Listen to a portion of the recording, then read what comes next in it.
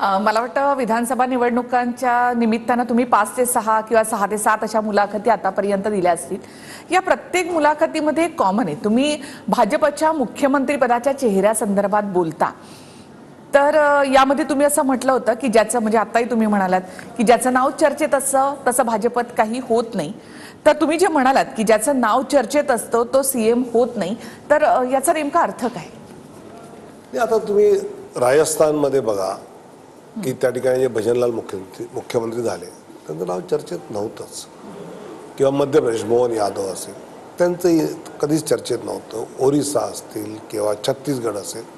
त्यामुळे बीजेपीमध्ये असं ज्या नावाची चर्चा खूप आधी होते ते होतच असं नाही, कधी कधी रिपीट होतात, त्याला एक्सेप्शन्स असतात। तसं महाराष्ट्र नवीन येईल किंवा रिपीट पण होईल, तो भाग वेगळा त्यातला। पण आतापर्यंत आपण पाहिलं म्हणजे आता पंतप्रधान नरेंद्र मोदी त्यांच्या चेहऱ्यावर लोकसभेच्या निवडणुका लढल्या गेल्या।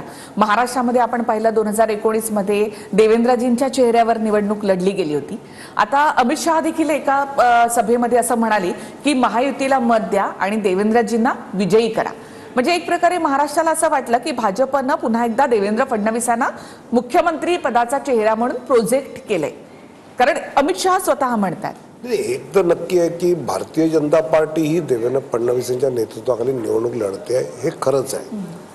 पण महायुतीचं नेतृत्व एकनाथ शिंदे करतायत हे देवेंद्रजी म्हणालेले आहेत, आणि मुख्यमंत्री कोण काय ही सगळी चर्चा निवडणूक झाल्यानंतर ज्या निकाल येतील त्यावेळची राजकीय सामाजिक स्थिती बघून ते ठरवलं जाईल, ज्यात एकनाथ शिंदे असतील, देवेंद्रजी असतील, अजितदादा असतील आणि केंद्रीय नेतृत्व भाजपचं असं मिळून ते सगळे ठरवतील की पुढचा मुख्यमंत्री कोण असेल। पण तुम्ही असं म्हणालात की न्यू फेस असू शकतो किंवा रिपीट केलं जाऊ शकतं, मग हे काही असे संकेत आहेत का या सगळ्या? संकेत आहे, मी आपलं जनरल याच्या आधीच्या ज्या ज्या घटना घडल्या त्याच्या आधारे विश्लेषण सांगतो, आणि विशेषतः ज्यावेळी माझ्या नावाची चर्चा करतात त्यावेळी मी म्हणतो की चर्चेतलं नाव तुमच्या संदर्भामध्ये होतं ती। पण मुख्यमंत्री पदासाठी महाराष्ट्रामध्ये भाजपमध्ये चर्चेत बरीच नाव आहेत, म्हणजे तुमचं स्वतःचं नाव त्यामध्ये चर्चेत होतं, चंद्रकांत दादांचं असायचं, देवेंद्र फडणवीसांचं नाव तर नेहमीच चर्चेत असतं, म्हणजे तो चेहरा प्रोजेक्ट केला जातो।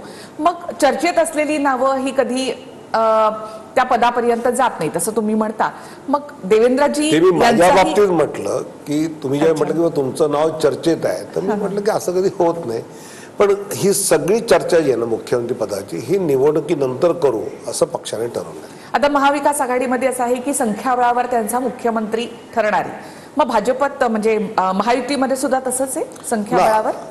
असं अजिबात नाहीये, निवडणुकांचे निकाल आले की एकत्र बसून त्यातलं ठरवू आणि त्याप्रमाणे करू। मग जास्तीत जास्त तो होईल, किंवा जसं बिहारमध्ये आम्ही नितीश कुमार केले, जिथे आमचे आमदार जास्त आहेत पण त्यांना केलं। मला असं वाटतं की त्या वेळेच्या राजकीय स्थितीच्या आधारे निर्णय करणं हे अधिक उपयुक्त असतं, जे राजकीय समझोत्यावर पुढचं ठरेल, जेणेकरून महाराष्ट्राचं हित कशात आहे ते ध्यानात घेऊन तो निर्णय आम्हाला करावा लागेल।